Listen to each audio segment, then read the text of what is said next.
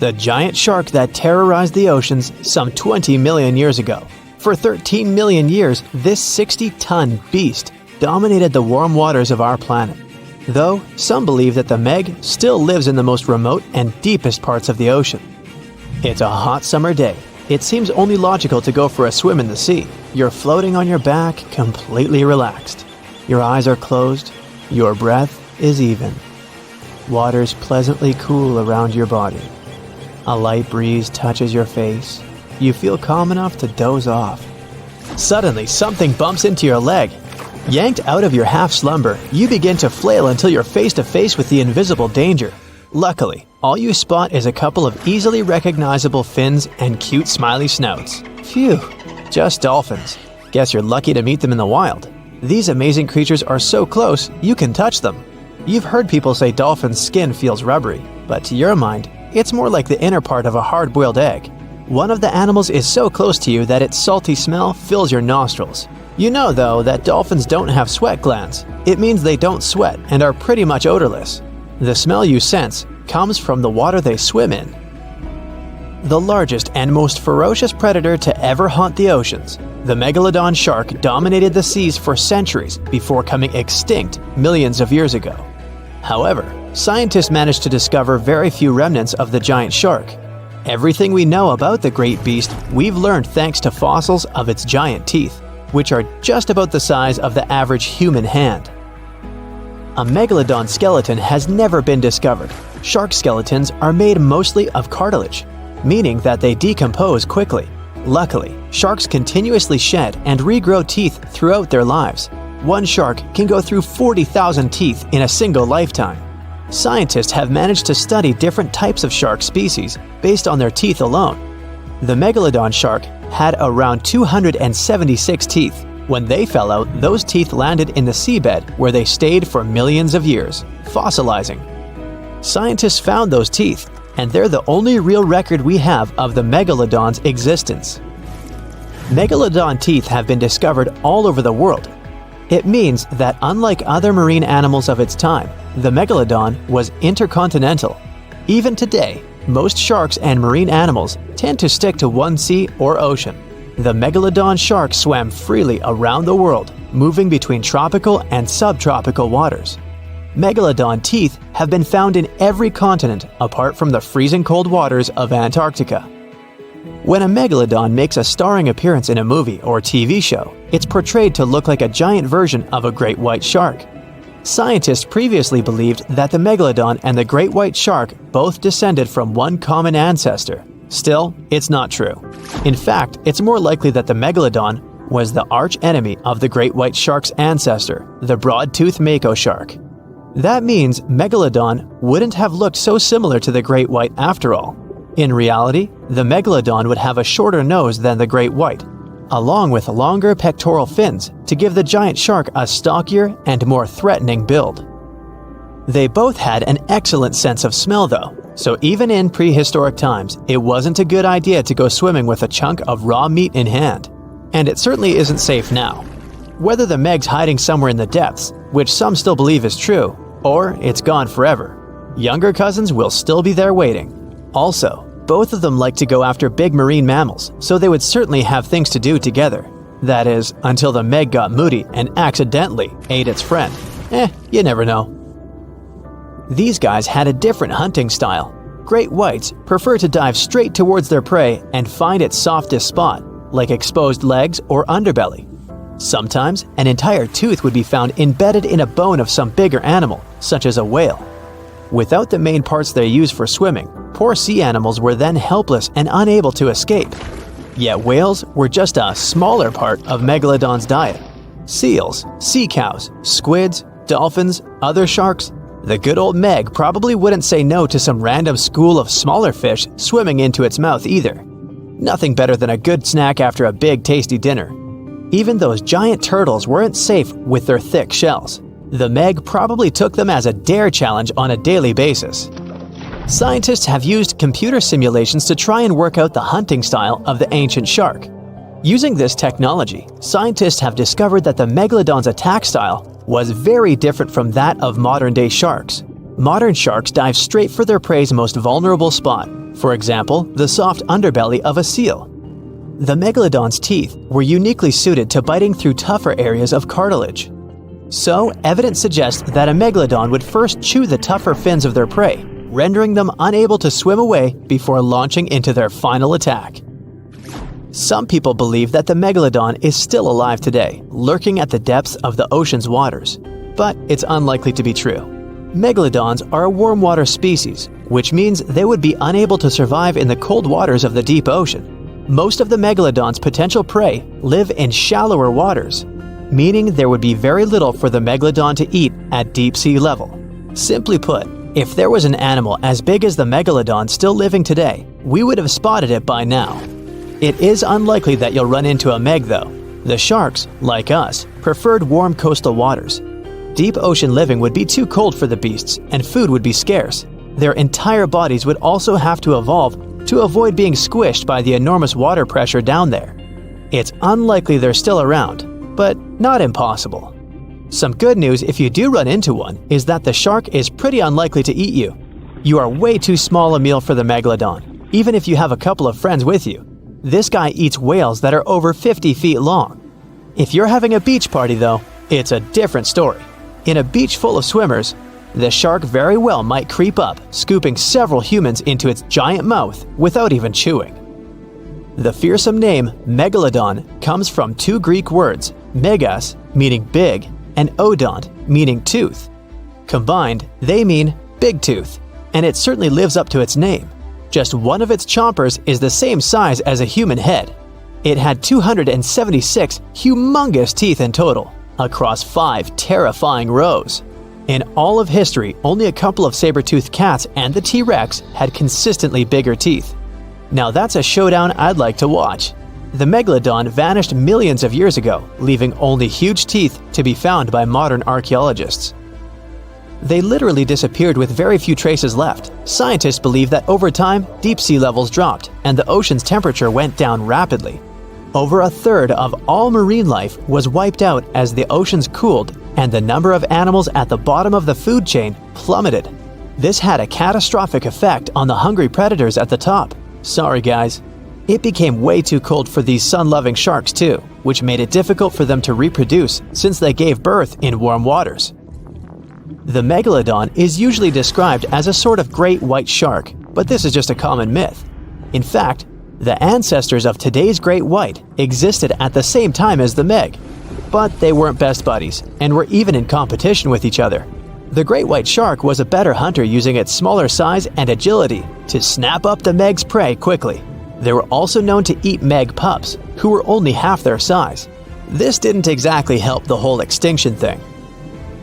While a great white was no match for an adult Meg in a head-to-head fight, they sure weren't scared of stealing their food. This only left the bigger fish and whales for the Meg, but its food supplies began to run out as whales swam to the cooler new seas. The whales adapted to prefer the colder temperatures, leaving our friend the Meg behind. The Megalodons either starved or were frozen into extinction by the Ice Age. Rather than a great white, the Megalodon is more like a modern bull shark. It had a short snout, a flat lower jaw, and huge pectoral fins to support its massive weight and size. As scary as they are, these sharks were actually caring family guys. Several Megalodon nursery areas have been discovered in Florida, Maryland, and Panama. They gave birth to their young in shallow water environments. We know this from discovering loads of tiny Megalodon teeth found in these areas. I wonder if they had nannies too. It was one of the biggest creatures ever to roam the earth. It was longer than your average school bus and could easily weigh more than 10 elephants combined. But where did it live? How did it end up having this size? And most importantly, why is it extinct nowadays? Let's find out. The Megalodon was the largest predator ever known in our planet's history. In terms of its location, the Megalodon lived practically in all waters on our globe, except near the poles. The reason why there were no Megalodon teeth found in Antarctica is probably that the gigantic creature adapted to only warm tropical and subtropical waters. The younger ones liked to keep to the shores, while full-grown adults preferred coastal areas, but they could easily move into the open ocean as well. How do we know the Megalodon was so widely spread? We can only presume, based on the fact that they discovered the most northern fossils off the coast of Denmark and the most southern in New Zealand. The discussion of how the Megalodon got this size is still open in the scientific community. They recently found out that not all the specimens from this fascinating species reach the same huge size. This has to do with a little something called the Bergmann's rule, which says that the temperature of the surrounding environment affects the animal's body size because they either need to conserve or shed heat. The megalodons that reach cooler waters probably needed more body weight to make sure they survived in low temperatures. On the contrary, those living in warmer waters had to be smaller to avoid burning up. But what did this enormous fish look like? Most modern depictions show the megalodon resembling an enormous great white shark. But well, it seems it may not necessarily be correct. The megalodon likely had a much shorter nose and a flatter jaw that looked almost squashed when compared with a great white shark. It also seems to have something in common with the modern blue shark: extra-long pectoral fins. They needed these to support their weight and size while navigating the planet's waters. Lastly, the lady megalodons, seem to have been about twice as large as the gentlemen. As for their offspring, even a small megalodon was enormous, at least 6.5 feet from nose to tail. How do we know that? Because specialists have stumbled upon megalodon nursery habitats in Panama, Maryland, the Canary Islands, and Florida. Even the piles of used diapers were enormous. Nah, not really. Surely the scariest aspect of the megalodon's looks was its mouth. I mean, think about it. Megalodon had whales for dinner, so it obviously needed to open its mouth wide enough. Scientists have estimated that its jaw would span a mind-boggling size, 9 by 11 feet wide. Just to paint you a better picture, that means it could have easily gulped down 2 adult people side by side. Wait, which 2 adults? Those impressive jaws also feature 276 teeth.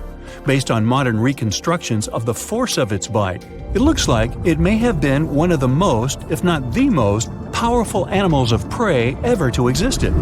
For comparison, humans can have a bite force of around 1,300 newtons.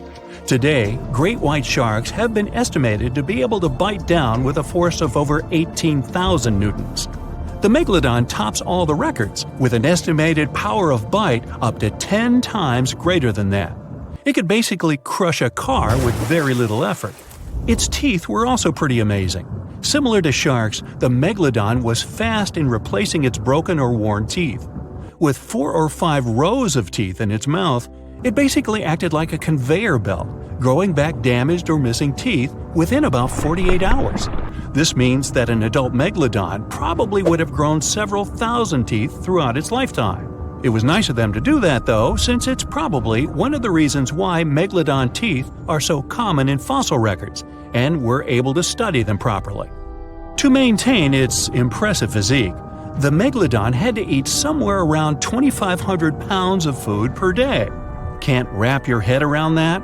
Well, it was the equivalent of 1.25 cows per day to survive. It's like if you had to eat 3,300 cans of tuna every day. I've used the word megalodon a lot, but have I mentioned where it comes from? When translated from Greek, it means giant tooth. Ah, those clever Greeks. However, this giant shark's full scientific name is a bit more complicated: Carcharocles megalodon. But are these gigantic predators actually extinct? We tend to believe so, but let's be honest for a second. We've come to know more about the surface of Mars than the depths of our oceans. Like, we've only explored 15% of our oceans altogether. Who knows what may be lying out there in the deep? Maybe some ancient predators? The Mariana Trench is the deepest oceanic trench on Earth. The Challenger Deep, its deepest part, is so deep that you could dip the whole of Mount Everest in there and it would still be over a mile above the surface. That's deep. If a megalodon or two ever needed a place to crash, that would be a discreet enough location. However, the Mariana Trench is not a particularly comfy place to be in. Because it's cold and steeped in total darkness and all. The temperatures here are around 36 degrees Fahrenheit all year round. And to top it all off, the pressure is 1,000 times stronger than at sea level.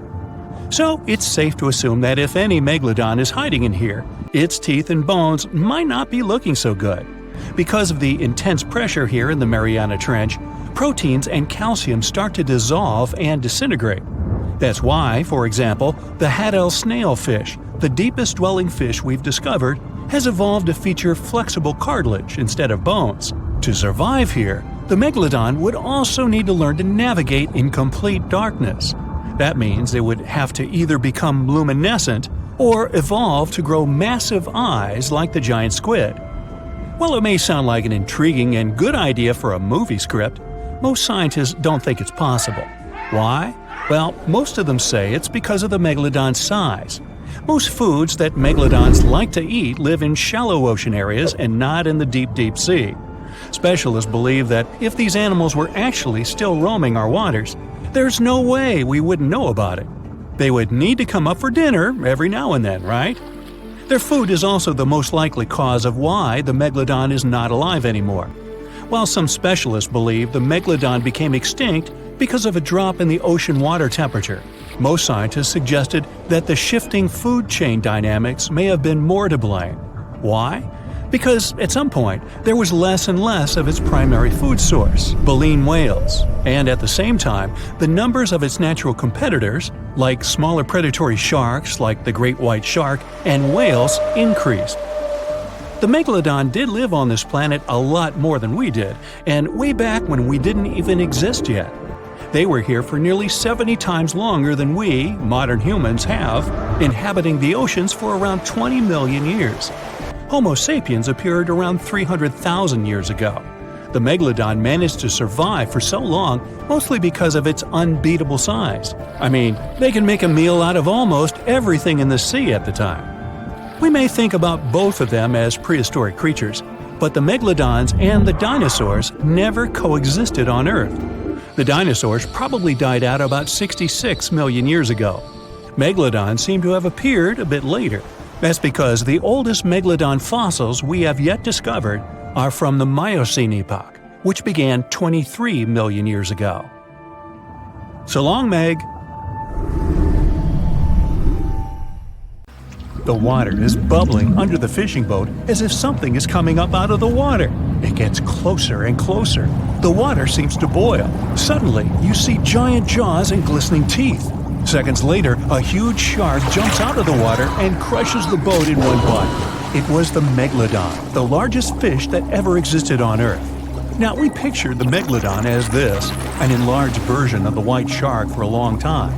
But scientists continue to argue about its appearance. So far, they agree that the image of this giant shark was wrong. Here's the data that scientists are sure of. Size, about 50 feet long. That's as big as a school bus and comparable to the length of a subway car. 8.5 times the height of an average person. Let's compare it to the modern white shark. The Megalodon is 3 times bigger, but that's just a rough estimate. We don't have a fully preserved skeleton of the Megalodon. That's because it didn't have any bones, but cartilage. Not much of that left in the 3.6 million years since the Megalodons went extinct. All that survived were teeth and a few vertebrae. By comparison, dinosaurs went extinct about 66 million years ago. But their solid bones are perfectly preserved, and we have many different examples of their skeletons. Scientists have calculated the size of a Megalodon based on its teeth and jaw. Now, this is one tooth. It's about 7 inches long, bigger than the palm of your hand, and 3 times the size of a modern white shark's teeth. The Megalodon jaw was 6 feet wide and chalked up 5 rows of teeth, a total of 276 razor-sharp chompers. The other preserved remains are the vertebral column. It consists of 150 vertebrae, each 6 inches wide. They contain much calcium because, well, Megalodon love fresh cold milk. Nah, it's because the vertebrae had to withstand the enormous mass of a giant shark. Based on those fossils, scientists created a model and calculated only the approximate size of the Megalodon. But it could hardly have been any bigger. It's all about breathing. The bigger the fish, the more oxygen it needs, which means a larger gill area. That's the organ that filters the water and collects oxygen. If the Megalodon were any larger, it would have trouble breathing. So, scientists believe that 50 feet is the maximum size of an individual. On average, they were a few feet smaller. Whew. Now, let's talk weight. On average, one megalodon weighed about 30 to 35 tons. By comparison, a white shark weighs 1 ton, which is 30 times less. Hey, trust me. A school bus is 4 times lighter at 7.5 tons. The weight of a megalodon can be compared to an empty Boeing 737. But the modern blue whale beats the megalodon in size and weight. 98 feet long versus 50, almost twice as long. Blue whale's weight is about 180 tons. That's like 6 megalodons or 6 passenger planes, or like 33 adult elephants. Hey, don't you love the comparisons? Now, about the appearance of the megalodon. Scientists believe it didn't look like a white shark. The megalodon belongs to a different fish family and most likely looked like a giant sand tiger shark. Flattened snout, small eyes. Its dorsal fin is moved backwards. The sand shark has 2 dorsal fins about the same size. The coloration is light brown with a white belly. It may have had brown-red spots like a sand shark all over its body. We used to think of the megalodon as something scary from the first finds of its fossils. That was back in the Renaissance era. People found some teeth in the rocks. At first, these teeth were thought to be the tongues of dragons or snakes. And here's the first drawing of what the owner of these teeth supposedly looked like. A massive snout with a scary nose and a bunch of razor-sharp teeth. We also have the evidence that megalodons were brutal hunters, kings of the food chain. The first combat tool in their arsenal was the battering ram. The megalodon was a slow swimmer, though. It could only accelerate up to 11 miles per hour. In comparison, the modern white shark can reach 35 miles per hour in a dash for its meal. The fastest human swimmer could only go 6 miles per hour. Well, good luck with that. But the megalodon had incredible mass. Though slow, its battering ram had tremendous power. The megalodon would take its prey by surprise. It had only one chance to hit it. If it missed, it would take too long for a second round. The maneuverability of the megalodon was comparable to a large truck. But if the ram was successful, the prey was stunned and couldn't move. At this point, the megalodon aimed at vulnerable spots, like the fins and tail of the prey. Scientists have found many ancient whale remains with megalodon tooth marks. It turned out that the giant shark knew where its prey's vital organs were located and could strike at them.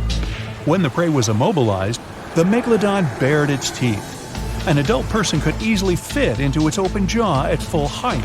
And according to various estimates, the bite force of the megalodon was almost 11 tons. Now imagine the weight of 3 SUVs concentrated at the tip of a sharp tooth. That's 9 times the power of the largest white shark bite, and 6 times the power of the modern record holder for biting, the saltwater crocodile. Here, look at a map of where the remains of the megalodon were found. South and North America, Europe, Asia, Australia. It was the master of all seas and was comfortable anywhere on our planet. We've even found some remains of the giant shark in freshwater sediments. Perhaps it wasn't afraid to enter rivers to hunt. Now, other scientists say that maybe the megalodon wasn't even a predator, all because of its size. It couldn't swim fast. It couldn't even make short dashes like the white shark. If prey tried to escape, the megalodon didn't rush into pursuit because it could never catch up with it. Another problem is the skeleton of the megalodon. The cartilage is weaker than the bones, so the musculature of the giant shark was not as massive and robust in the first place. The megalodon may even have been a scavenger and never got into fights. This is one of the reasons why ancient sharks became extinct. Megalodons like shallow, warm waters, with temperatures ranging from 53 degrees Fahrenheit. But over 3 million years ago, the climate turned colder. This deprived the megalodons of territories and plenty of food. The primitive whales that had been the main diet of the giant sharks began to disappear. Faster predators took the remnants of food. The megalodon started to starve. In evolution, a new player entered the field, the toothed whales, ancestors of the modern killer whales. They lived in packs and had bigger brains than the megalodon. So, over time, they started to compete with the megalodon. They took advantage of its clumsiness. A group of killer whales could easily win a competition against a giant shark. Many scientists believe this was the reason for the disappearance of the largest shark in the world. But there are theories that the megalodon is still alive and roaming the dark waters of our planet. Several Australian fishers have allegedly encountered a shark of incredible size, but no one can confirm these testimonies. Fans of this theory believe that giant sharks can hide in deep waters away from human eyes. In the Mariana Trench, for example, it's the deepest place on our planet. It's deeper than if you stuck Mount Everest in the water, and we've even found the teeth of a megalodon there.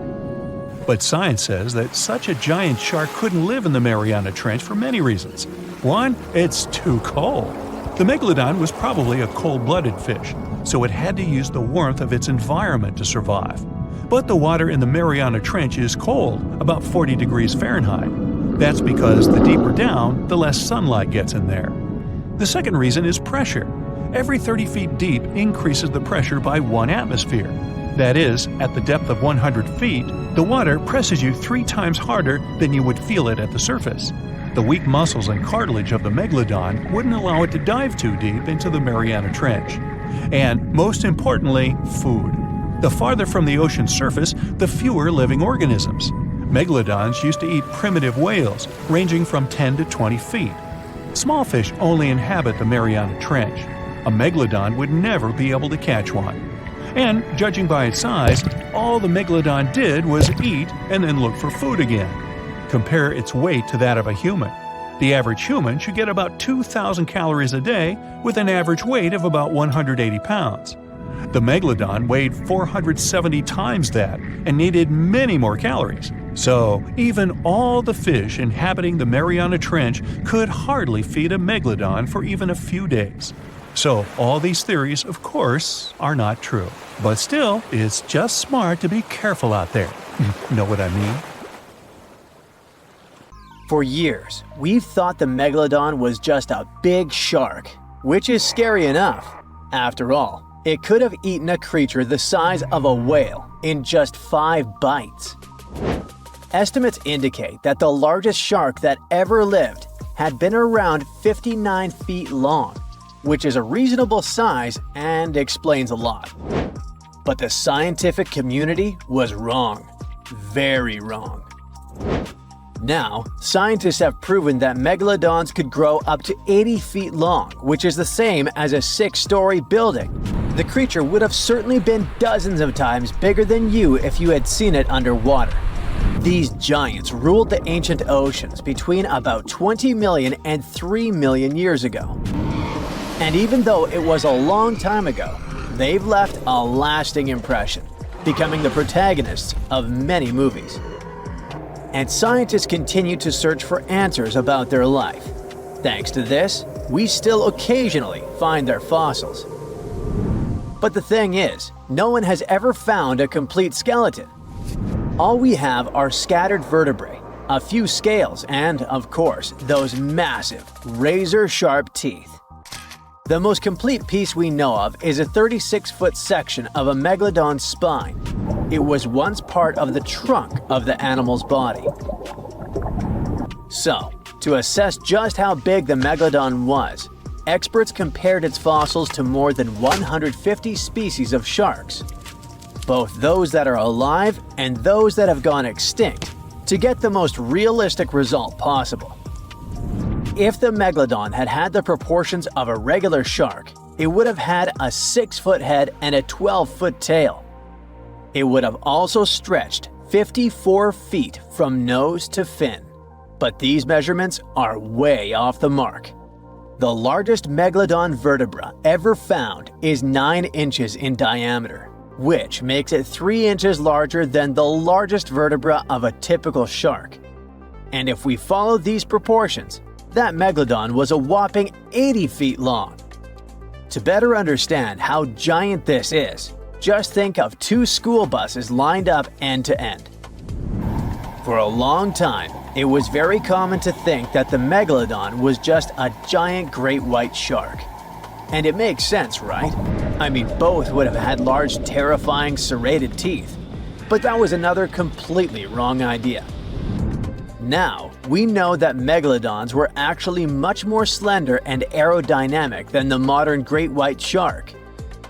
Their body shape was built to cut through the water with much less resistance, minimizing the effects of gravity in the sea letting them glide effortlessly through the ocean. Now, if Megalodon wasn't just another great white shark, what other animal of the same species was it most similar to? Surprise! In fact, it had more in common with the modern lemon shark. This species has robust and powerful bodies, 2 large dorsal fins, and blunt snouts, which makes them really fast and agile hunters, like prehistoric predators. In other words, while thinking about the Megalodon, you can imagine a giant, turbocharged lemon shark. This is the most modern comparison of the Megalodon with another animal, unless scientists find a complete skeleton of the ancient shark. But it's not common to find complete shark skeletons. They're rare because they're actually made not of bone but of soft, coated cartilage, like the stuff in human noses and ears. Their teeth are the boniest part of their bodies, and it's the reason why we've found so many of them. Yet, a complete skeleton is like scattered puzzle pieces to us. There's no solid bone to hold these pieces together, so the whole thing is very vulnerable to falling apart. Still, it's actually possible for an entire shark skeleton to survive. In these cases, very specific natural phenomena have to come into play.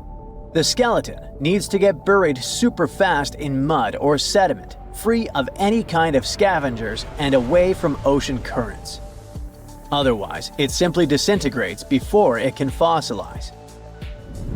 Interestingly, although the sea is the home of these animals, it is possible to find their skeletons on land too. Millions of years ago, a big portion of today's dry land was submerged, teeming with marine life. Then, in certain places, sedimentary minerals and specific biological conditions of the seabed allowed the fossilization of sharks in marine rocks. Today, those are desert rocks that ensure the preservation of shark fossils. But in any case, searching for a shark tooth in a desert is like looking for a needle in a haystack. But finding an entire fossilized skeleton embedded in a rock is like hitting the jackpot. Another unexpected discovery is that these prehistoric sharks were not born small and cute like regular baby sharks. A newborn Megalodon could reach almost 13 feet in length. That's more than twice the height of the average human. Imagine a shark the size of a boat from the moment it's born.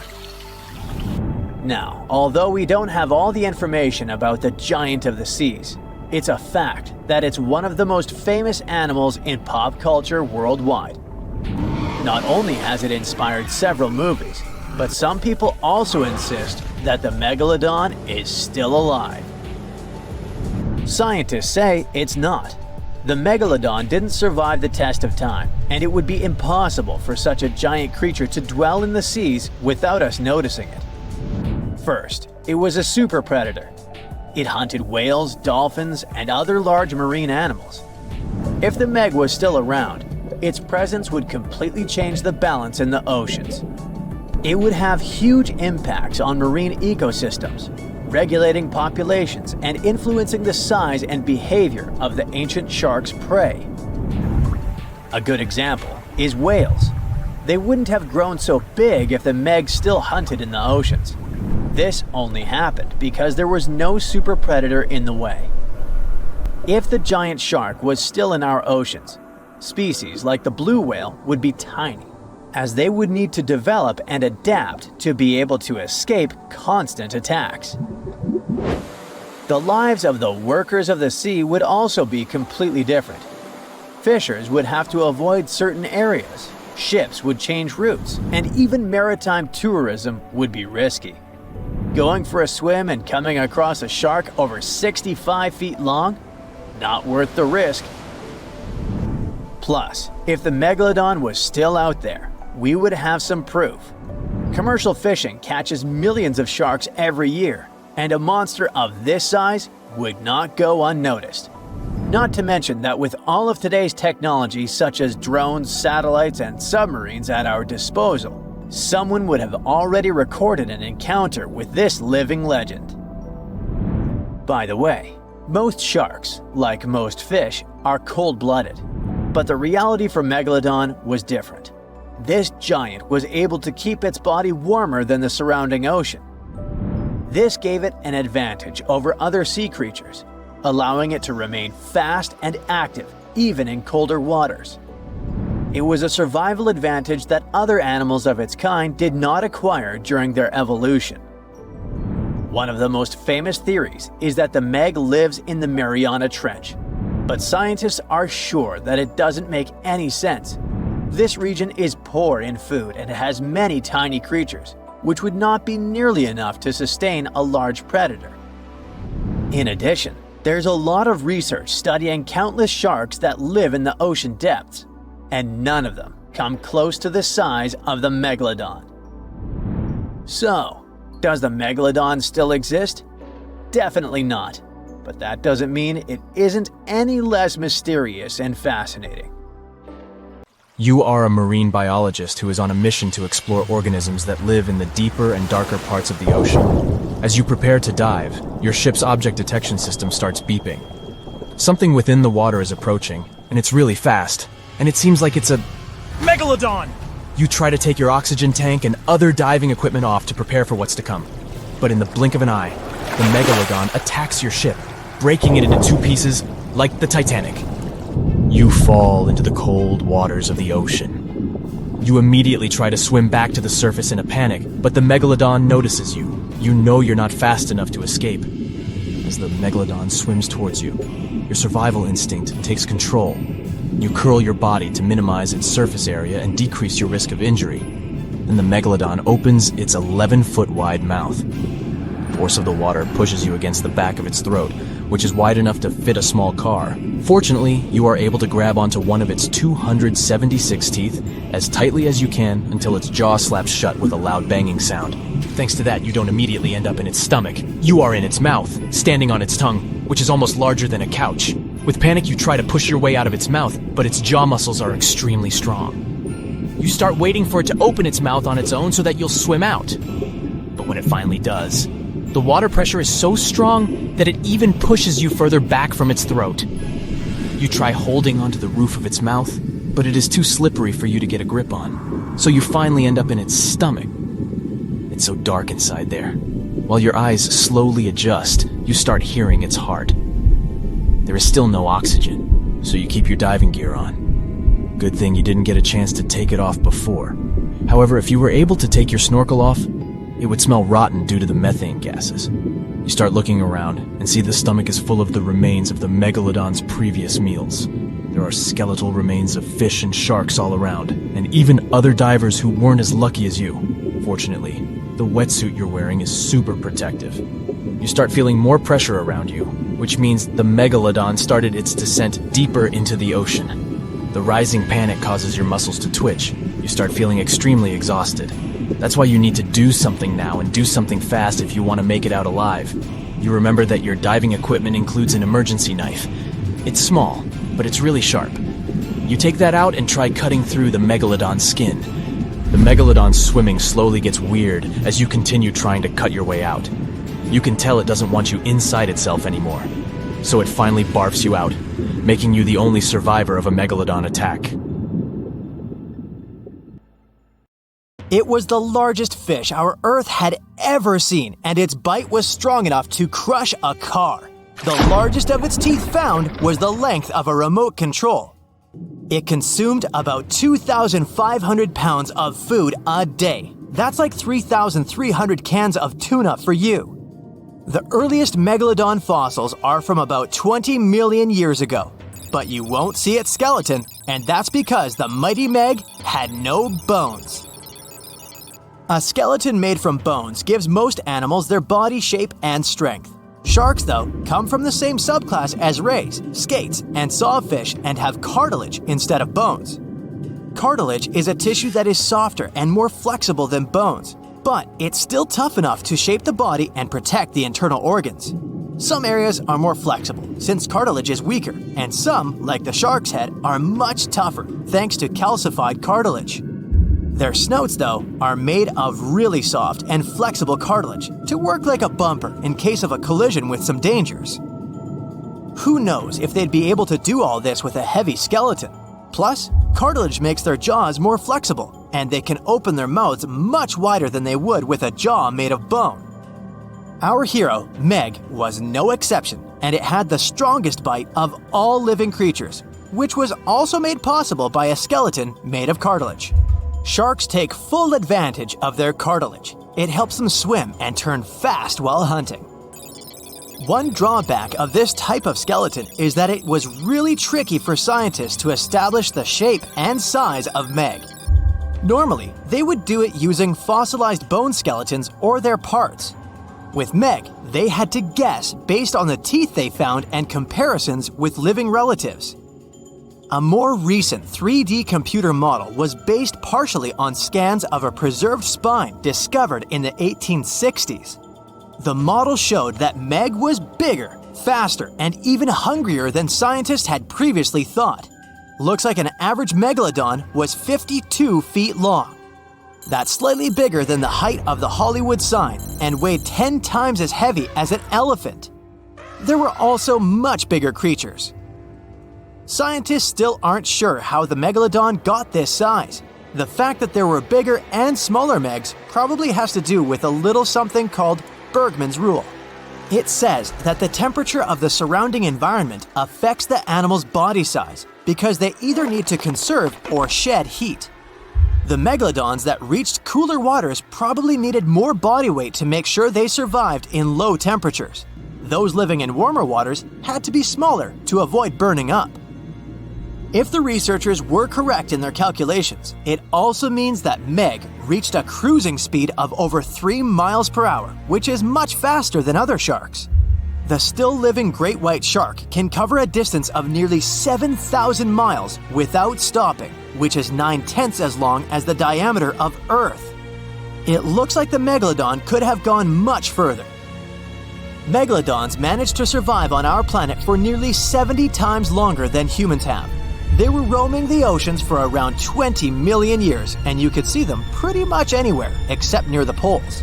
Scientists discovered the most northern fossils off the coast of Denmark and the most southern in New Zealand. The reason why there were no megalodon teeth found in Antarctica is most likely that these adapted to only warm tropical and subtropical waters. The younger ones like to keep to the shores, while full-grown adults preferred coastal areas, but they could easily move into the open ocean as well. When our planet went through a period of global cooling and drying, and the seas began to freeze around 3.6 million years ago, there was less and less room for Meg to thrive. Much of their prey, like smaller whales, seals, and sea turtles, disappeared or relocated to waters that were too cold for our hero. And at the same time, the number of its natural competitors, like smaller predatory sharks, like the great white shark, and whales, increased. This shifting food chain dynamics could have been even more dangerous for the Meg than the cold ocean water. You're used to seeing them on the big screen as heartless monsters, but these huge sharks were actually loving and caring family guys. Scientists discovered several megalodon nursery areas in Florida, Maryland, Panama, and off the coast of Spain. It looks like they gave birth to their young in shallow water environments. Then, little Megs would stay there with adults protecting and raising them until they were ready to fight off predators. The mighty Meg had 276 teeth in 5 rows in its mouth. Similar to other sharks, it was fast in replacing its worn-out or lost teeth. With 4 or 5 rows of teeth in its mouth, it basically acted like a conveyor belt, able to grow back damaged or missing teeth. This means that an adult megalodon probably would have grown several thousand teeth throughout its lifetime. Although the great white shark is often mentioned as Meg's closest relative, they'd hardly be distant cousins. The ancestors of today's great white existed at the same time as the Meg, but they weren't best friends and even rivaled each other. The great white shark wouldn't win in a head-to-head fight with a Meg, but it was a better hunter using its smaller size and agility to snap up the giant's prey quickly. This only left the bigger fish and whales for the Meg, but its food supplies began to run out as the whales swam to the cooler new seas. Rather than a great white, the megalodon is more like a modern bull shark. It had a short snout, a flat lower jaw, and huge pectoral fins to support its massive weight and size.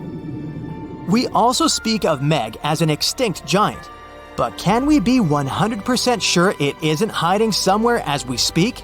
After all, we've only explored 5% of our oceans altogether.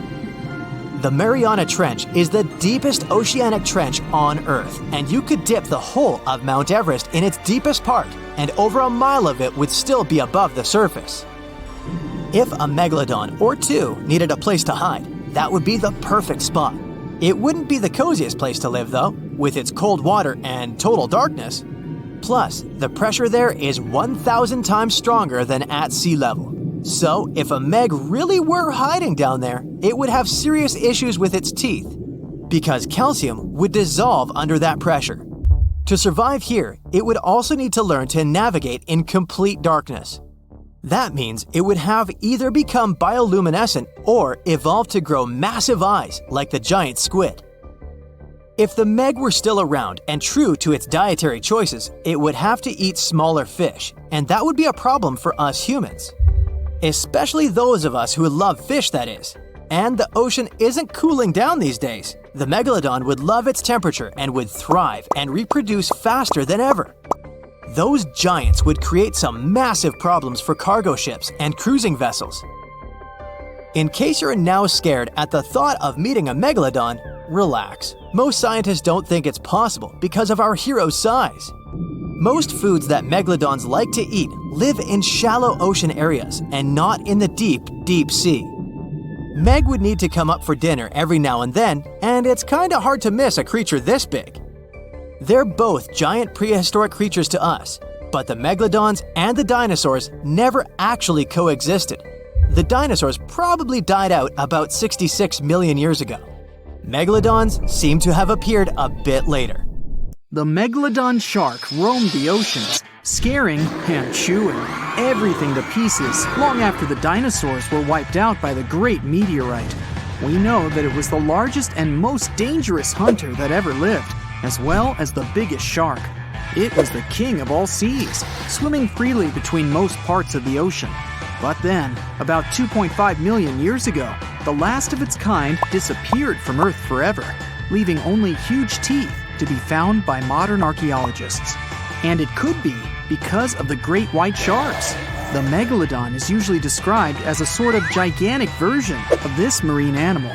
This is a common misconception people make because these creatures were thought to be related.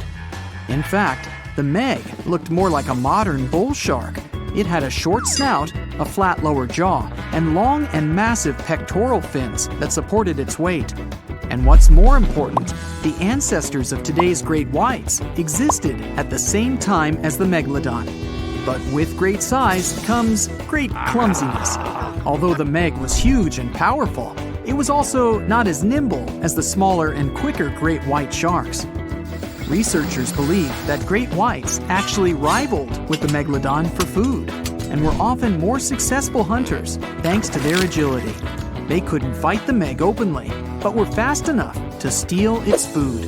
So, the only food left for the megalodon were whales and equally big marine animals. Adult Megs could easily catch such beasts, but their offspring were much smaller and more vulnerable than their parents. Scientists believe other sharks could have used this to their advantage. While the megalodon was still little, it often became a meal for great whites, bull, and tiger sharks. Even then, a great white shark could be almost 20 feet long, while a megalodon pup was typically twice as small. A pretty easy meal for a great white. But even if there had been no open confrontation between young megalodons and smaller adult sharks, Meg pups wouldn't have been able to find food for themselves to grow to adulthood. The population of other sharks was growing, and they were rivaling with each other and the Megs for food. The more great whites and other sharks there were, the less food remained for the young monster sharks. Eventually, they would have simply starved. As if this wasn't enough for the megalodon to cease to exist, their favorite big munch, the whales, began to adapt to changing conditions on Earth. The Meg was a warmth-loving shark, and it was abundant in tropical and subtropical waters. When they first evolved, about 20 million years ago, The climate on the planet was much milder. Both land and seas were generally warmer, and so the Meg could swim and eat wherever it pleased. As years went by, the climate went on changing though. It became extremely cold closer to the poles, and lots of marine animals and fish had to adapt to this temperature shift. But the Megalodon didn't cope as well. It still loved warm waters, so it stayed where it felt comfortable, even if that area was shrinking. What it didn't realize was that whales were among those who became okay with the cold. The big marine mammals went further north, and Meg was left without a supper. Some sharks have an eerie ability to spit out their stomach and then pull it back into place. Well, that would be handy. Most sharks eat huge amounts of food, but the problem is they can't digest everything they've gulped down. So they need a way to get rid of such stuff as sea turtle shells and beaks, bird feathers and bones, lobster claws and whatnot. And then these amazing creatures willingly barf up their whole stomach, along with all the contents. After the shark is done, it pulls its main digestive organ back in, and the entire process usually takes no more than a second. Some shark species, like great whites or mako, have a special eye-warming system. Their retina heats up their eyes and brain. This not only helps them detect movement better, but also improves resolution. As for the mako shark, this species often travels vertically across different temperatures. Unlike most people with only one movable jaw, sharks can freely move both their lower and upper jaws. This allows them to get a better grip on their meal and chew it up faster and more thoroughly. That's comforting. Sharks give birth to a large number of little ones at once. It depends on the species, of course, but let's say the blue shark is famous for producing more than 130 pups at a time. Great white sharks have a more powerful bite than most jungle cats. A 20-foot-long underwater hunter can produce a force of more than 4,000 pounds per square inch. And that's a bite 4 times stronger than that of a lion or tiger. People, with their measly 150 to 200 psi bites, aren't in the running whatsoever. Swell sharks defend themselves by swallowing huge amounts of water. Then the shark's body becomes twice its normal size, and this scares potential danger away. Sharks can grow more than 50,000 teeth during their lifetime, but not all of their teeth are the same. The strongest and most massive ones are at the front, and those closer to the back are smaller and not so powerful. But if the front teeth are damaged, these weaker ones can replace them. It's possible because sharks' teeth aren't as deeply rooted as humans and can move. Shark skin has the same feel as sandpaper. It's made of teeny, teeth-like scales. They point towards the animal's tail. This helps to reduce the friction that occurs when sharks move through the water. Whale sharks have extremely thick skin. In some places on their body, it can be 6 inches thick. It's one of the toughest in the animal world. Scientists have to make loads of effort if they want to get this creature's blood sample. Sharks have an incredible sense of smell, but besides that, they use one more sense to detect other animals. There are special pores around their head, near the nostrils, and under the snout. Those are special organs, something like second sight. Every creature generates a tiny electrical field. Thanks to the pores, sharks can spot these electrical fields and figure out where other animals are. Sharks are incredibly sharp-eared. They can hear their potential meal from 3,000 feet away. They can also catch low-frequency sounds, like the ones produced by a fish's contracting muscle tissue. Sharks have been around for more than 400 million years. It means they've lived through 4 out of 5 mass extinctions. This makes them way older than Mount Everest, humans, dinosaurs, and even trees. These creatures go back to the period when coral reefs were just beginning to form. Some shark species can jump out of the water, like the great white shark or the basking shark. They're known to leap from more than 8 feet up into the air. Thanks to this maneuver, they can catch such animals as seals or seabirds. But unless you're in South Africa, you aren't likely to see sharks jumping out of the water. Shark skeletons are made of muscle and cartilage, which are lighter and twice less dense than bones. This makes sharks more flexible, which allows them to make sharp turns when they're chasing other animals. Hammerhead sharks have a weirdly shaped head for a reason. Thanks to it, these creatures have incredible 360-degree vision. Their eyes are tilted a bit forward, and it allows them to have an overlapping field of view. The goblin shark's terrifying jaws are attached to elastic ligaments. They can unfold from the animal's snout for up to 3 inches. It allows the animal to catapult its mouth forward to catch other marine creatures. Sharks don't sleep as you do. Some species have to keep swimming all the time. Otherwise, water will stop flowing through their gills and they won't be able to breathe. Others do rest, but they don't enter an unconscious state. They just go into special rest periods. These creatures don't have eyelids. That's why their eyes remain always open, and their pupils monitor their surroundings. They also keep their mouth open so that the water can pass through their gills. Sharks can travel remarkably long distances without needing any rest, all thanks to their bizarre sleeping pattern. For example, great whites can swim distances of more than 2,000 miles without stopping to eat or rest. How come these creatures don't starve? They draw on the fat stored in their livers. By the way, this organ can compose up to 1/3 of the animal's body weight. Contrary to popular belief, sharks do not and cannot swim in reverse. Their tails propel them forward, and their pectoral fins help them to keep their balance and turn. It means that, anatomically, these animals can't move in any direction other than forward. Sharks have no vocal cords. They can't produce sounds to communicate with one another or express their emotions. That's why they have to use body movements, like twisting their bodies or flipping over. Sharks live in all of the world's oceans, but several species also inhabit freshwater rivers and lakes. For instance, bull sharks have been found in tropical rivers. They're also known to be able to swim between fresh and salt water. The smallest shark out there is the dwarf lantern shark. This unique creature doesn't grow longer than 8 inches, but the shark makes up for its tiny size in other ways. For example, some of its organs emit light, and since the creature lives in the shallow waters, this helps to camouflage it in the rays of sunlight. Blue sharks eat a lot, often more than they need. Some of this food can remain undigested for weeks till it's needed for energy. Sharks have something that looks similar to a tongue, but this organ is called the basial. It's the front section of the cartilage that goes from the shark's chest to its mouth. It doesn't move and is pretty much useless. The so-called tongue doesn't take part in the process of feeding. It isn't covered in taste buds. Its only real use might be that it supports some of the bones connecting the shark's gills. There are hundreds of shark species in the world, more precisely around 500. Some of them are pretty bizarre. Just look at the goblin, basking, or cookie-cutter shark. All these sharks vary in size, from several inches to dozens of feet long. They also live in absolutely different environments. Tiger sharks eat whatever they can get their jaws around. Some of the weirdest things they've munched on are video cameras, bags of money, license plates from almost any U.S. state, dog leashes, you name it. Each whale shark has a unique pattern on its skin.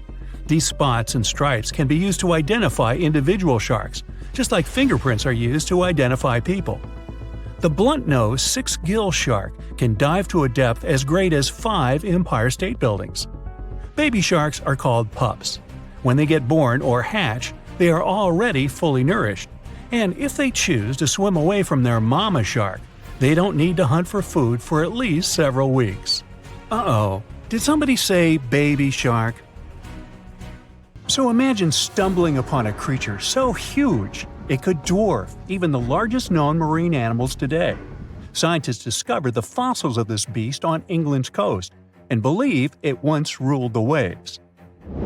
The new species was named Ichthyotitan severnensis, but thankfully for me, scientists nicknamed it the Little Stock Monster.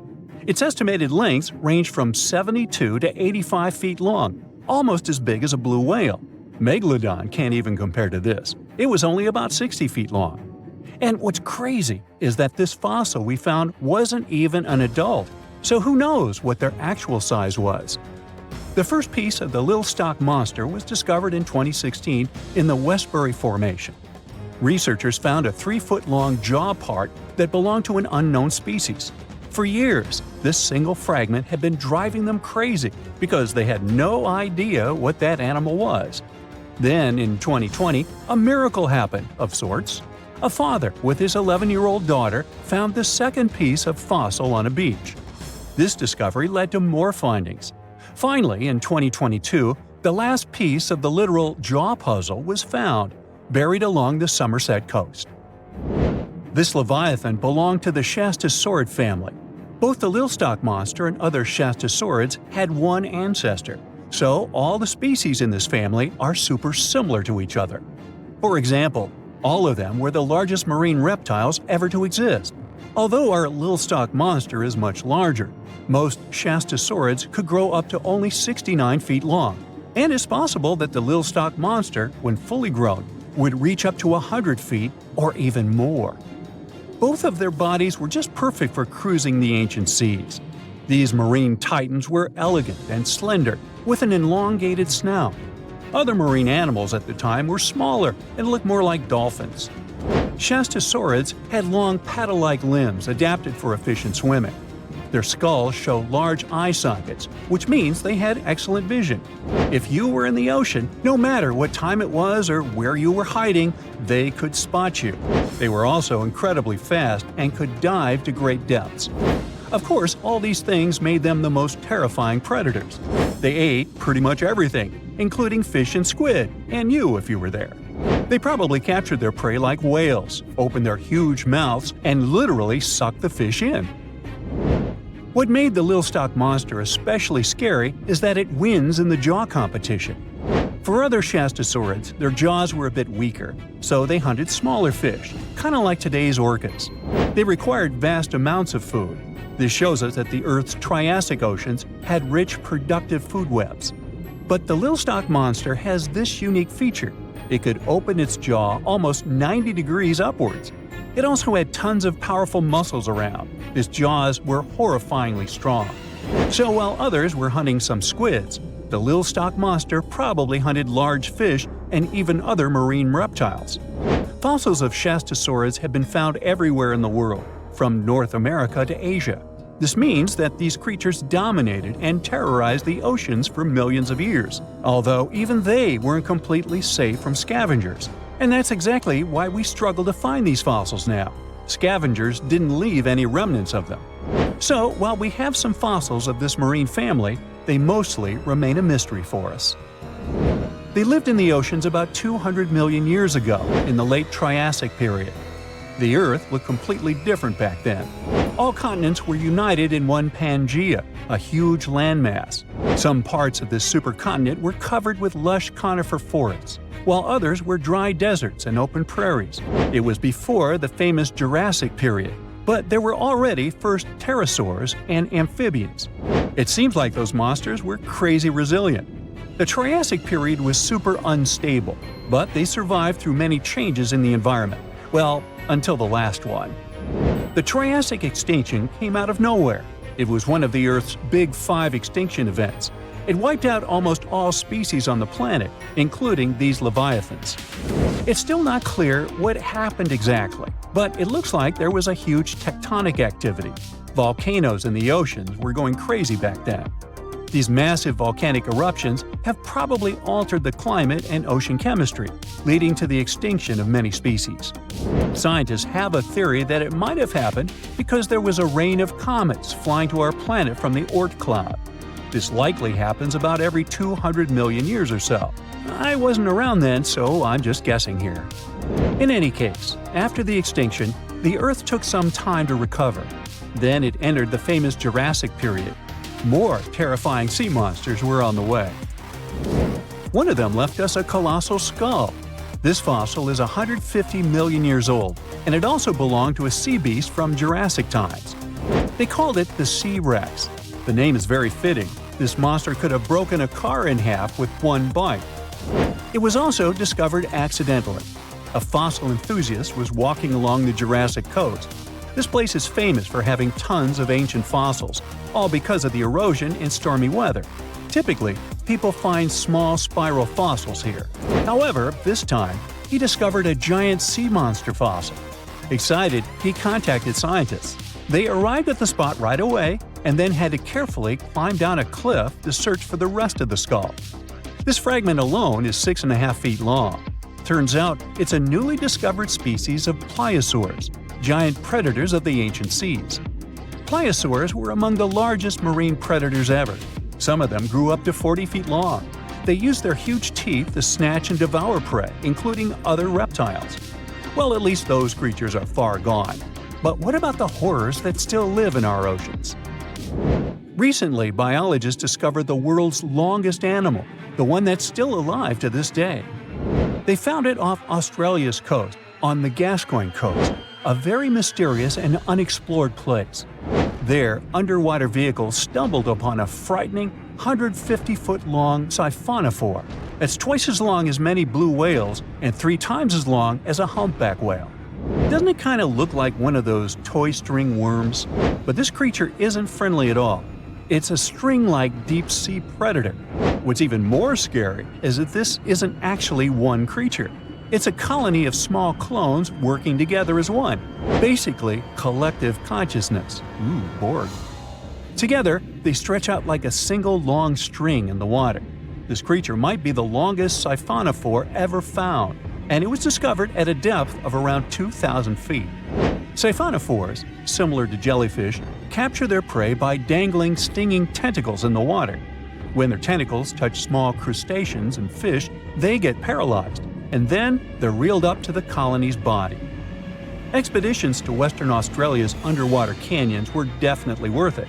Together with that siphonophore, scientists have discovered up to 30 potential new marine species. Among them were a new octopus or squid, a long-tailed sea cucumber, glass sponges, and giant hyroids, colonies of animals resembling upside-down jellyfish. None of them have been seen before in Australia.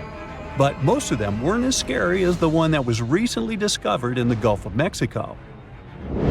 This creature is straight out of a sci-fi thriller, a 26-foot-long mangapinna squid or bigfin squid. It was discovered near an offshore oil rig at a depth of more than 7,800 feet. It has incredibly long elastic tentacles, which can be 15 to 20 times longer than its body. It holds them at right angles to its body, making it look even creepier, almost as if it has elbows. And yes, it's another deep-sea predator. These 10 tentacles probably help the squid trap their prey and drag it onto the seafloor. We barely know anything about this extraterrestrial-looking creature because they're very hard to find and study. And if you think their tentacles are awful, just check out these creatures with 20 arms. This thing looks like a facehugger. This new species is lurking in the frozen depths of Antarctica. Experts were searching for cryptic sea animals known as Promachocrinus, or Antarctic feather stars. They're kind of similar to starfish and sea cucumbers, but have an otherworldly appearance and can live up to 6,500 feet below the surface. It's called the Antarctic strawberry feather star. Despite its pretty name, its appearance is anything but cute. It has a bizarre strawberry-like body from which 20 spindly arms branch off. Its coloring ranges from purple to dark reddish, and the arms all have different lengths and thickness. Who knows how many more of such scary creatures we'll discover in the future? Many terrifying animals live deep beyond the waves, like this vampire squid living 3,000 feet below the surface in almost complete darkness. This animal has a cloak, like a vampire's. That's why it's called the vampire squid. Deep down at the bottom, it can't use ink to defend itself. So this animal has developed an unusual tactic. It glows slightly to scare away predators. If this tactic fails, the vampire squid can turn its body inside out, revealing tiny spikes. When you translate its scientific name, Vampiroteuthis infernalis, it literally means vampire squid from the nether. Despite its terrifying looks, it's a harmless ocean animal. This previous creature was not from space, but this object definitely is. Before Elon Musk found a way to reuse rockets, NASA would simply drop old ones after launching astronauts into space, most of the time in the ocean or deserts. In 2012, Jeff Bezos launched a mission to find the Apollo 11 rocket. They found it by using sonar, but it was in terrible condition. It was sitting on the bottom of the ocean, not far from the predicted site. They were able to rescue the engine and reconstruct 2 of them. The most famous lost city is Atlantis. but sadly, we still haven't discovered it. However, Heraklion was also just a myth until one British pilot saw something that looked like a city while flying over the Mediterranean Sea. He reported it, and 60 years later, a group of divers went there. They were shocked when they found an entire city underwater. It was loaded with artifacts that could tell us a lot about the history of the place. Now it's one of the best underwater archaeological sites in the world. It's believed that the rising sea caused the whole city to go underwater. The Titanic sank in 1912. The wreck was claimed to be officially discovered 74 years later. In reality, though, a fisherman found the Titanic 8 years earlier while fishing in the Atlantic Ocean. He was pulling out his net when he spotted a head stuck in it. Luckily, it was just a doll's head. Years later, after the fisher had passed away, his son sold the doll to a doll collector. She did a lot of digging and research on every person who had a porcelain toy on the Titanic. She found the owner of the doll. Ava Hart was on the Titanic and had a doll with her. Ava survived the catastrophe by a miracle, but her toy didn't. Hart even wrote about the doll in her journal, and every detail matched the toy found by the fisherman. The tripod fish lives deep in the abyssal zone, around 20,000 feet below the surface. It's adapted to such immense depths and uses its tripod fins to stay still on the bottom. This creature doesn't have big eyes, but even if it did, these eyes would be useless in the darkness. Instead, the tripod fish uses its fins like antennas to detect any movement in the water. This creature doesn't have much luck when it comes to its love life, so it had to develop unique tactics to reproduce. One fish can be both male and female. The next bizarre creature is the lizardfish. It has tons of razor-sharp teeth, a huge mouth, and really big eyes, which it uses for hunting. All this makes the animal look freaky. The lizardfish lives at depths of around 11,000 feet in the midnight zone, where there is zero light. This freak of nature basically eats everything it can fit inside its mouth, from small fish to other lizardfish. On the other hand, when they see other reptile fish, they probably fall in love instead, because finding mates at those depths is not an easy task. Like the tripod fish, the lizardfish can be both male and female at the same time. When you think of a river, you usually picture it on land. Still, nature is quite unpredictable, and it created a river flowing under the ocean in California. It's running at a depth of around 2 miles. This river has everything that an ordinary river has: sunken logs, trees, and rocks. And despite its uniqueness, it's not the only one in the world. There are also others in the Amazon and Greenland. A terrifying creature was discovered near Angola's coast by a remote operating vehicle. It looks like it doesn't have a head or a body. It was sitting at a depth of around 4,350 feet below the surface. After doing research, scientists concluded it wasn't anything from a sci-fi movie. It was just a cluster of siphonophores stuck together. In 2015, some random guy was diving in Caesarea, and something shiny caught his eye. He reached out, grabbed it, and realized it was a gold coin. After that, he examined the bottom and found out that there were many more. He reported the incident to the local authorities, and they concluded that he had found Arabic treasure. The coins were made of solid 24-karat gold and were a few thousand years old, but due to the perfect salinity and temperature, they looked brand new. The coins belonged to a ship carrying cargo. It was caught up in a storm and unfortunately sank. One of the weirdest things ever discovered was found in the Baltic Sea. It's an anomaly that looks as if it was created by a different civilization. It was discovered by Swedish researchers, and they basically had no idea what it was. They had to ask tons of other scientists for their opinions. When you look at this formation from above, It's 200 feet long and looks exactly like a fallen spaceship.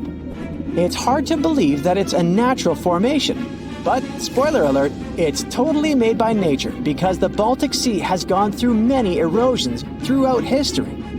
Most likely, the bizarre formation is the result of these processes.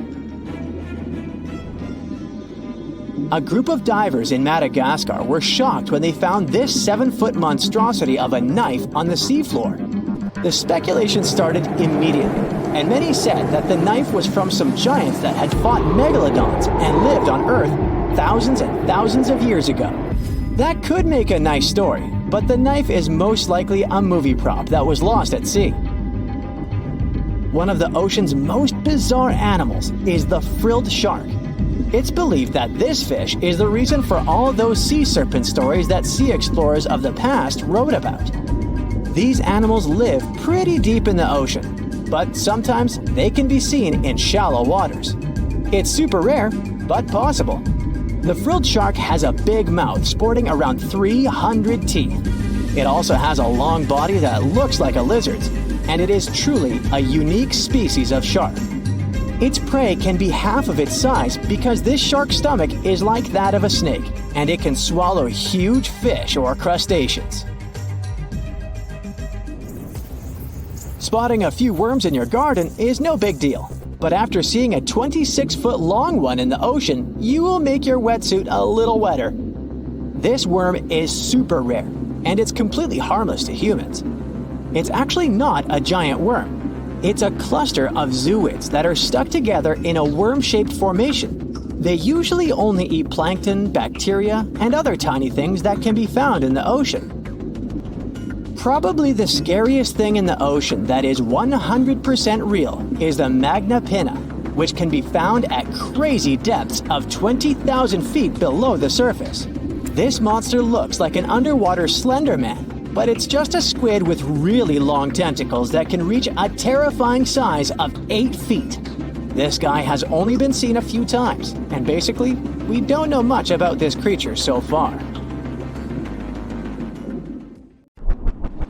Imagine descending to the depth of the ocean. It's getting darker and darker, and suddenly you see something shocking. The remains of a mysterious creature. You've never seen anything like that before. It actually happened in 2017. An oil and gas industry worker filmed a video and sent it to researcher Deborah Hatswell. Ultimately, the video ended up on the internet. It was recorded at a depth of about 2,700 feet during an investigation conducted by a remote-operated vehicle. At one point during the examination, the submarine came across the remains measuring almost 98 feet in length. The operator of the submarine was startled by the unexpected discovery. He tried to use the submarine's remote-controlled claws to get a hold of a piece of the skeleton.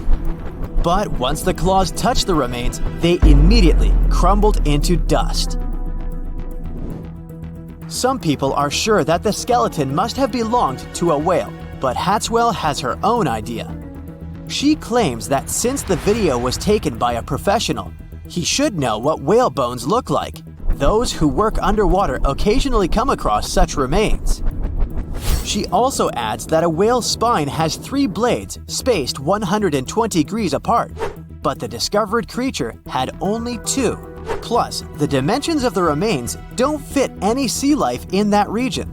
So, is it a representative of some previously unknown giant marine species or just a regular whale? It remains unclear. According to scientists, there are several reasons why marine animals can grow incredibly massive. First of all, they live in the ocean, which means their playground is big enough. They aren't limited by any borders and thus can grow and develop. Besides, you might remember how weightless you feel when floating in the water. Marine giants experience the same. Unfortunately, unlike you, they can't rely on its skeleton. I mean, their bodies wouldn't be strong enough to support such a huge body on dry land. But in the ocean, the buoyancy of the water helps them stay afloat. That's why they can grow as massive as they want. The largest living animal on Earth is the blue whale. The average grown-up animal reaches up to 98 feet in length and weighs like 33 elephants. The blue whale's heart can be compared to a small golf cart, and the volume of this magnificent creature is almost the same as the volume of 7 fuel trucks. And if you think that at birth, blue whales are just as huge, you're absolutely right. When a baby whale gets born, it's already bigger than a hippo. At a length of almost 25 feet, this kid sometimes weighs more than an elephant, about 3 tons. A little whale drinks 50 gallons of mom's milk every day. As a result, it gains about 200 pounds of weight every day. But this is nothing in comparison to how much adult blue whales eat. They devour 4 tons of food a day. That's approximately 40 million krill. These tiny shrimp-like creatures are the main food source for blue whales. Now, how about we talk about other giant and unusual animals? These days, the capybara is considered to be the largest rodent in the world. It can grow up to 130 pounds. But around 3 million years ago, there was another rodent that was way larger than the capybara.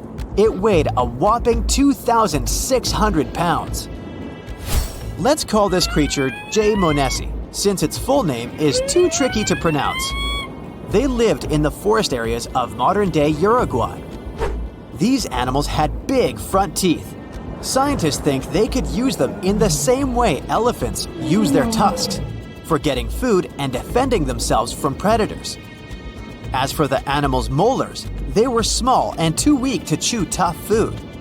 At the same time, the J. monesi had a strong bite, 3 times more powerful than that of a tiger. More than 30 million years ago, a hornless rhino was roaming Earth. This giant weighed more than 4 grown-up modern elephants, about 30 tons.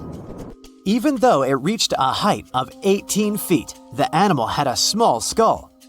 But its long limbs allowed it to eat branches and leaves off pretty tall trees.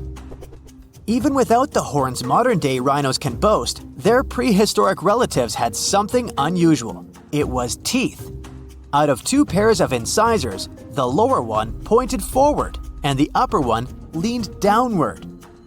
Experts think this could help the creature hold branches in its mouth more steadily while eating them. This prehistoric rhino is still the largest known land mammal to ever exist. The Argentinosaurus is considered to be one of the largest dinosaurs to have ever roamed the surface of the planet. This creature was discovered in 1987 in Argentina, hence the name. The length of this colossal herbivore that lived around 90 to 100 million years ago could be as long as 3 school buses. These dinos were pretty slow. Their top speed was around 5 miles per hour, which is the speed of a very slow taxiing Boeing 747. But no wonder they didn't rush. Imagine carrying such a huge weight every day. Scientists haven't figured out yet how these enormous animals held their necks vertically or horizontally. The problem is that in a vertical position, the Argentinosaurus's heart would have experienced enormous pressure. After all, it would have had to pump an impressive amount of blood, 40 feet into the air, and repeat it 60 times every minute. The green anaconda is one of the largest snakes on the planet, considering its length-to-weight ratio. The average specimen might not be the world's longest, but the snake's enormous girth makes it twice as heavy as other huge reptiles. This creature is rather clumsy on land, but sleek and fast in the water. It can also lay in wait for hours while almost totally submerged.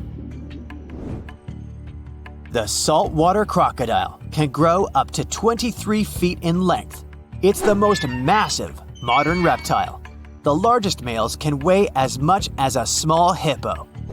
Females are usually twice smaller. These super predators have the most powerful bite among reptiles.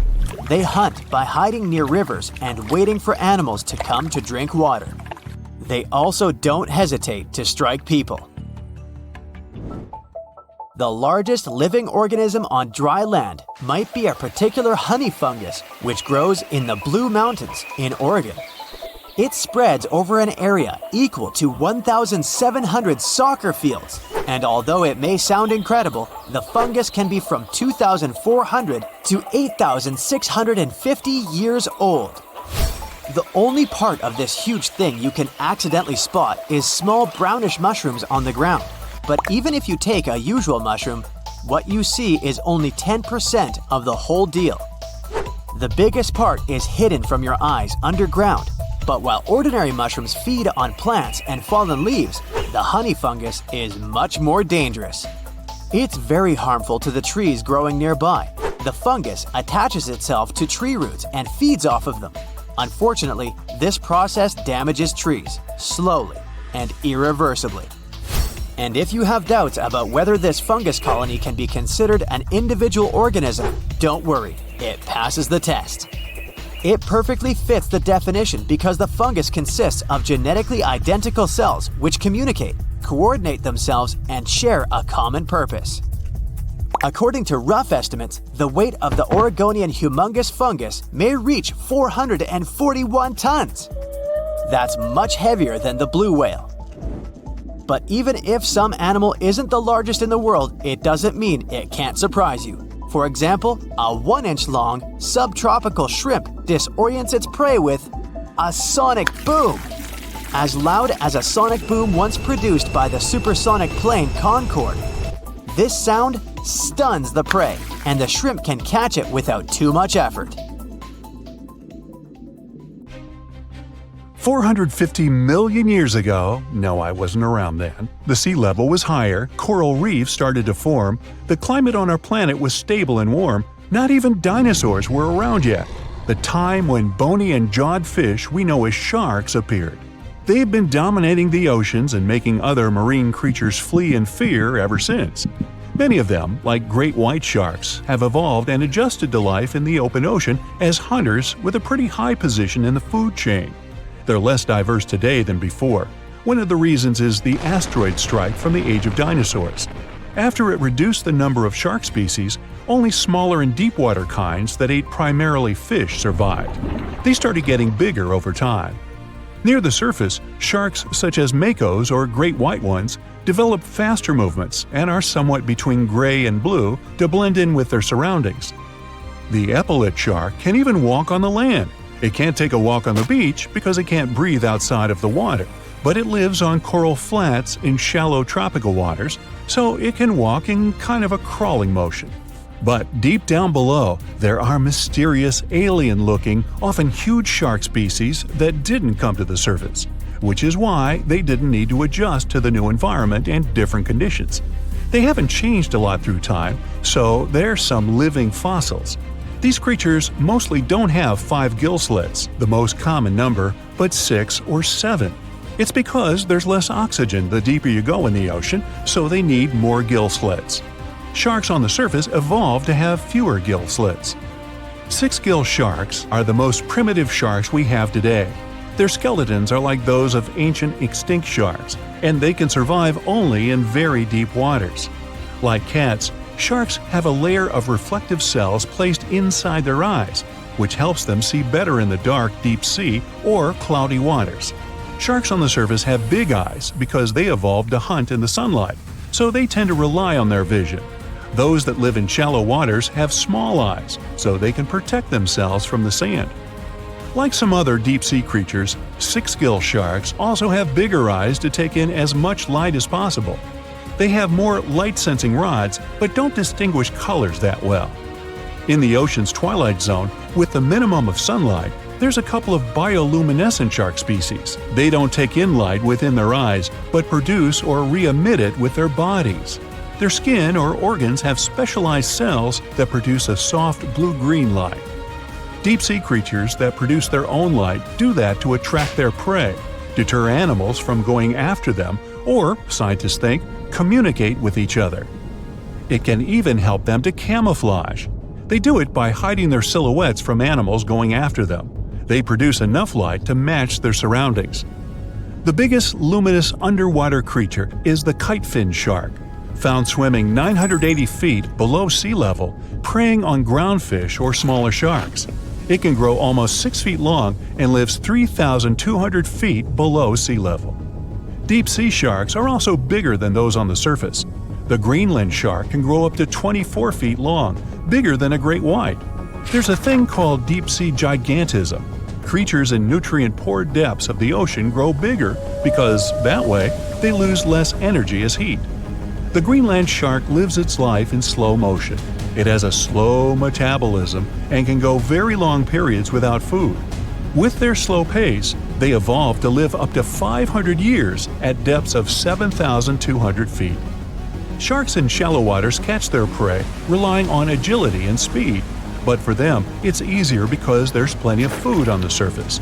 Deep-sea sharks, with less food and slower life rhythm, had to develop a different style. They're more opportunistic, definitely not picky, and don't care if their future meal is alive or not. Frilled shark, another living fossil from the darkest depths, hasn't evolved much through time, and they're one of the last of their kind, with all of their relatives already gone extinct. It grows up to 7 feet long, primarily hunts on squid, and catches other sharks and fish.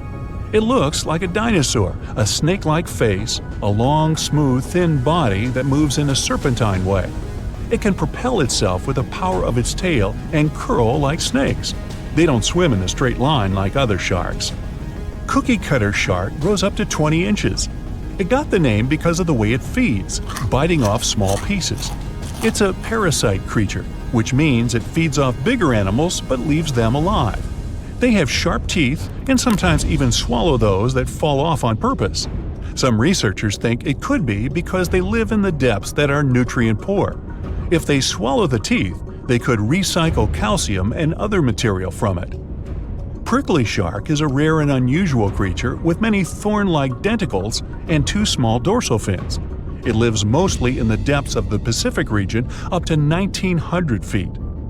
Ghost sharks are not even real sharks, but fish closely related to them and rays. They have big pectoral and pelvic fins, 2 dorsal fins, pretty big eyes, and unlike their cousins, have a single external gill opening. Ghost sharks have slender tails and can grow up to 80 inches, silver to blackish color. They sometimes live in rivers and coastal waters, but also in the depths of the ocean of 8,200 feet or even deeper. They are pretty weak swimmers, so they tend to feed on invertebrates and small fish. Goblin sharks. Swimming through the deep sea, this creepy shark with a flabby body suddenly sees a small, innocent squid. It goes toward it, but the potential snack notices it and quickly starts moving to dart away. It seems like the plan could work at first, but then the shark suddenly thrusts the jaw of its mouth and catches the poor little squid in a second.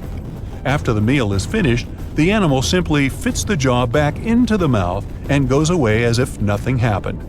This is possible because it has a jaw connected to 3-inch-long flaps of skin, which is why it can unfold from the snout. It can grow up to 12 feet long with a weight of 460 pounds. Scientists think goblin sharks are mostly active in the morning and evening.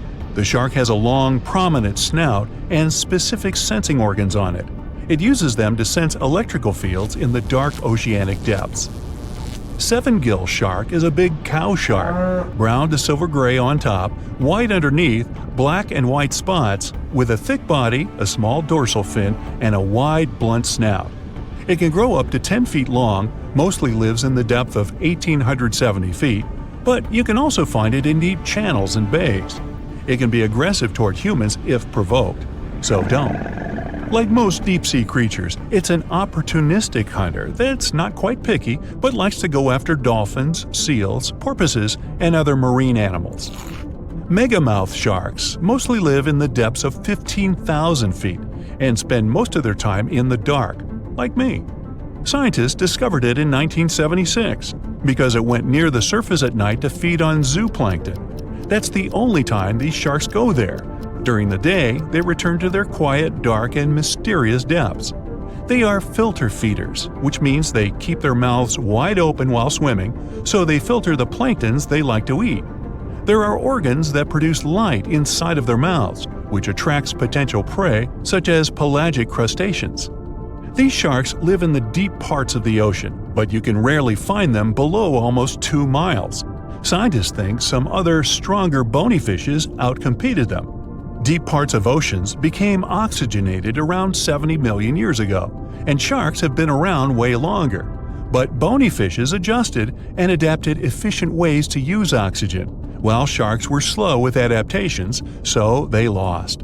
Also, oceanic depths are way colder, which is challenging for fish and the rest of cold-blooded animals because the speed of their metabolism widely depends upon the external temperature.